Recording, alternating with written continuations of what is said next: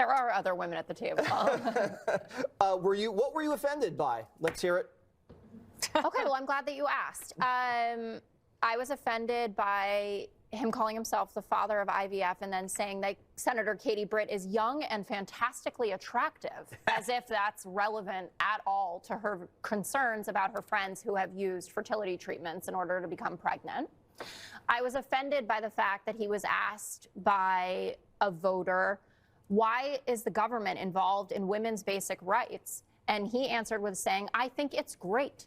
For 52 years, all the legal scholars, the best legal scholars, Democrats, Republicans, both of them, have wanted to get rid of it. And that's what I've done here. Last week, Donald Trump held a town hall for women so that he could make it seem as though he's not really that misogynistic.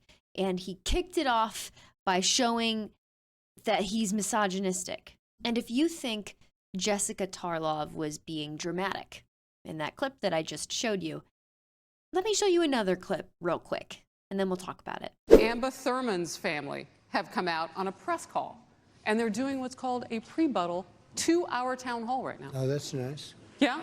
And I want to Get better ratings, I promise. That's just a small snippet of this town hall, laughing at Amber Thurman's family having a discussion about this town hall.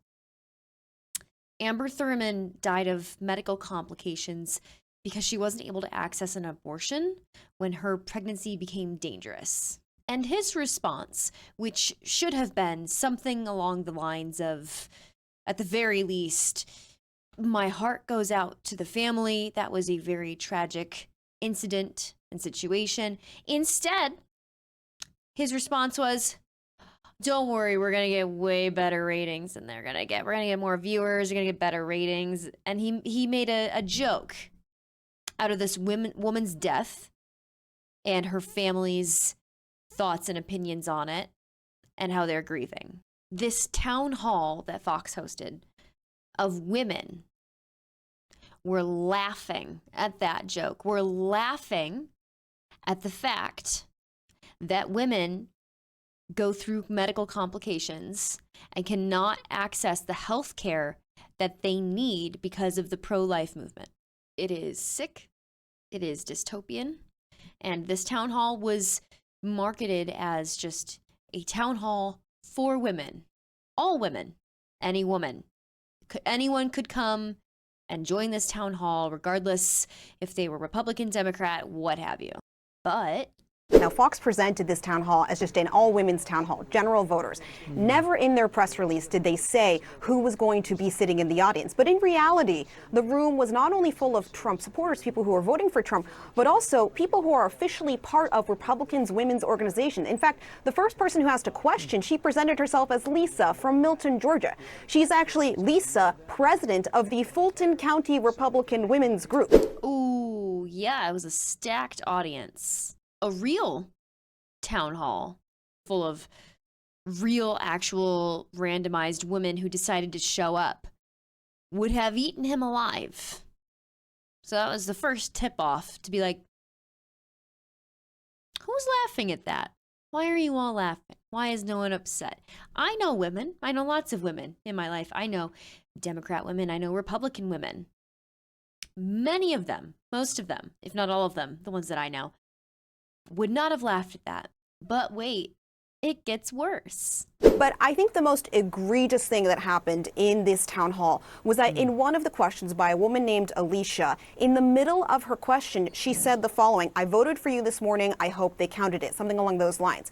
But Fox edited out those handful of words in her questions. During the broadcast, the one time a woman brought up a concern, it was edited out. It was 5 seconds of words that they edited out for the live broadcast. Not only was this just essentially a Trump rally on TV where he got to say, I'm not a misogynist, women should vote for me too, while being softballed questions from hand-picked Trump supporters, But the one time one of them had a concern, which you would think would even be a concern that he would be comfortable discussing because it's about, you know, potential voter fraud, it gets edited out, which I think is just a real astute example of how Trump feels about women's issues and concerns. Why is the government involved in women's basic rights?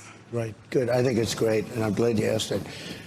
For 52 years, this issue has torn our country apart. It's where everybody has wanted it for years, and now it's working its way out in the states. And honestly, some of them are going much more liberal, like in Ohio. I would have thought it might Some of them be a are little not. bit different. And some of them are not, but it's going to be redone. You end up with a vote of the people, and some of them, I agree, they're too tough, and those are going to be redone because already there's a movement in those states, I know exactly what you're talking about, to redo it. Literally no one wanted that. If you look at statistics, religious extremists wanted it.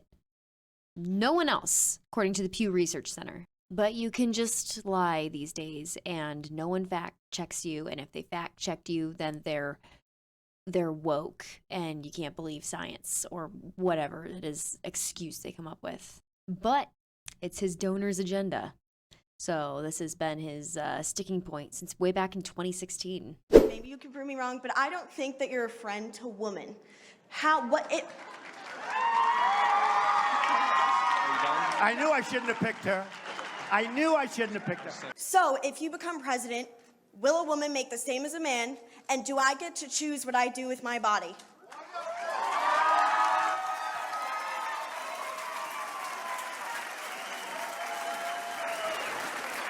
You're going to make the same if you do as good a job. You're going to make the same if you do as good a job, and I happen to be pro-life. Okay? I'm pro-life. I love the insinuation that women are paid less on the reg because we're just not as good at jobs. Once again, an actual concern from a woman, and he has to brush it off, make fun of it, and insult her. If you're a woman, Trump is not your friend. If you're someone who's different from him in any way, he is not a friend to you. I'm sorry. He is a friend to people who are exactly like him because he does whatever benefits himself. So whatever benefits himself is generally going to benefit someone exactly like him. And he also is a friend to people who pay him lots of money.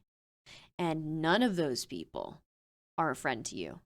Trump does what is in the best interest of the people who pay them, and what is in the best interest of the people who pay him is screwing you over for more profit. That's the reality. That is the reality. Trump is not for women. Trump is not for any sort of minority. Trump isn't for other straight white men unless they're super, super rich. He's not even for you guys because you're getting screwed by these people who donate to him too. You been to the grocery store lately? The gas station? He'll start with us and then he will come for you because that is how it works. You are not, I'm sorry, whoever is watching this, unless you're some big like oil executive, you're down the line, but you are in line, make no mistake. Thank you so much for watching. If you want to check out some of my content that isn't news related, you can check out my personal YouTube channel at Bad Gamer Wyatt. And until then, I'll see you in the next video. Thank you.